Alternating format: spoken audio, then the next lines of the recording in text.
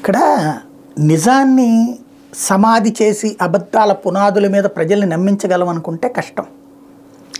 రోజు సరే జగన్ మీదన ప్రతీకారం తీర్చుకోవాలనుకుంటున్నారు, లేకపోతే జగనే ప్రతీకారం తీర్చుకుంటున్నాడు, ఎవరి ఆలోచన వాళ్ళది. ఎందుకంటే జగన్ని గద్దెనెక్కనివ్వకూడదని రాజశేఖర రెడ్డి బతికున్నంత నుంచి, అంటే రాజశేఖర రెడ్డి చనిపోయినప్పటి నుంచి వెంట పడుతూనే ఉంది ఈనాడు, ఆంధ్రజ్యోతి. దానికి ప్రతీకారం జగన్ అధికారంలోకి వచ్చిన తర్వాత ఈనాడు ఆర్థిక వ్యవస్థను కుప్పకూల్చే ప్రయత్నం చేశాడు. దానికి ప్రతీకారం జగన్ ఎట్టి పరిస్థితుల్లో అధికారంలోకి రానియకూడదు, మళ్ళీ దించాలి అని ఈనాడు పూర్తిగా తెలుగుదేశం పార్టీ గంగ చంద్రముఖిగా మారినట్టు నడుస్తుంది. ఇప్పుడు ఒక వార్త రాసుకొచ్చింది, ఏంటది, 5 ఏళ్లుగా గుర్రు పెట్టి గురుకులాలను వెనక్కి నెట్టి అంటూ. గురుకులాలు అసలు పెట్టలేదు, పట్టించుకోలేదు. అదే కేసీఆర్ అయితే 300 దాకా పెట్టాడు. మరి అదే కేసీఆర్ని జనం ఎందుకు ఓడించారు? అక్కడ జగన్ ఇంపాక్ట్ కేసీఆర్ని ఓడించడం అయింది. చంద్రబాబు ఇంపాక్ట్తో కేసీఆర్ క్రిందసారి గెలిచారు, అది గుర్తుపెట్టుకోవాలి. చంద్రబాబు పరిపాలన కాలంలో సంక్షేమ పథకాలు పెద్దగా ఉండేవి కాదు. పింఛన్ 1000 రూపాయలు పెంచారు, చివరిలో 2000 అన్నారు. అన్న క్యాంటీను అవి కూడా చివరిలో, అవన్నీ కూడా.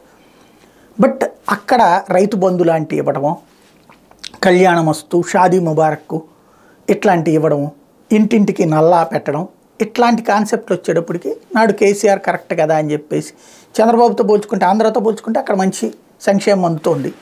ఎందుకంటే మిగతా రోడ్లు అభివృద్ధి ఇవన్నీ కూడా వన్ ఆఫ్ ద పార్ట్.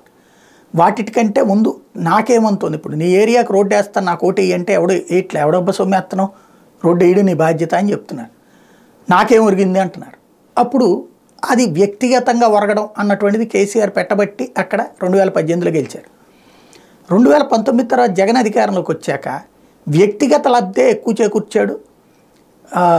ఈ గ్రూప్ లబ్ధి అన్నటువంటి, అంటే రోడ్లో ఇట్లాంటి వాటి మీద తక్కువ స్పెండ్ చేశాడు, మౌలిక వస్తువుల కల్పన మీద తక్కువ స్పెండ్ చేశాడు, ఎక్కువగా ఇట్లాగ వ్యక్తిగత లబ్ధి చేకూర్చాడు.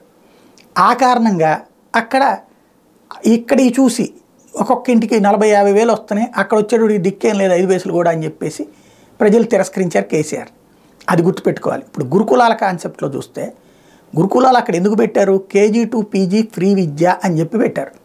తీరా చూస్తే అది కాస్త పెట్ల ఆయన, అంటే ప్రైవేటు అందరికీ KG to PG ఫ్రీ అని చెప్పి అధికారంలోకి వచ్చాక ఏ స్కూళ్ళు అయ్యే, ఏ కాలేజీలు అయ్యే, గవర్నమెంట్ తరపున మాత్రం గురుకులాలను పెట్టి అందులో ఫ్రీ ఎడ్యుకేషన్ పెడతామంటే, గవర్నమెంట్ స్కూళ్ళలో కూడా ఫ్రీ ఎడ్యుకేషనే కదా లెక్కనైతే, అది ఎక్కలే జనాలకి, అందుకనినే దెబ్బతింది. ఇక్కడ ఆంధ్రాలో గురుకులాల్లో ఎట్లా ఉంది, అరే నాడు నేడు కింద స్కూళ్ళే బాగు చేస్తుంటే, ప్రతి స్కూలు బాగు చేస్తుంటే ప్రత్యేకించి గురుకులానికి ఎందుకు పంపించాలి? ఇంకా స్కూళ్ళు బాగు చేయకపోతే గురుకులం అంటే ఓ ప్రత్యేక వ్యవస్థ అక్కడ పెట్టింది. అది ఇది తెలీదా?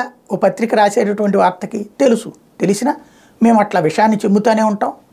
ఏదైతే ముగిసిపోయిన వ్యవస్థలు, లేకపోతే ఇప్పుడు కనుక ల్యాండ్ ఫోన్లు ఎందుకు పనిచేయట్లేదు, ఇప్పుడు మోడీ మీద కోపం వస్తే కనుక ల్యాండ్ ఫోన్ల వ్యవస్థని దిగజార్చిన మోడీ, అదేది దాని పేరేంటి, టెలిఫోన్ బూత్లోళ్ళని సర్వనాశనం చేసిన మోడీ అని కూడా రాస్తారు వీళ్ళు.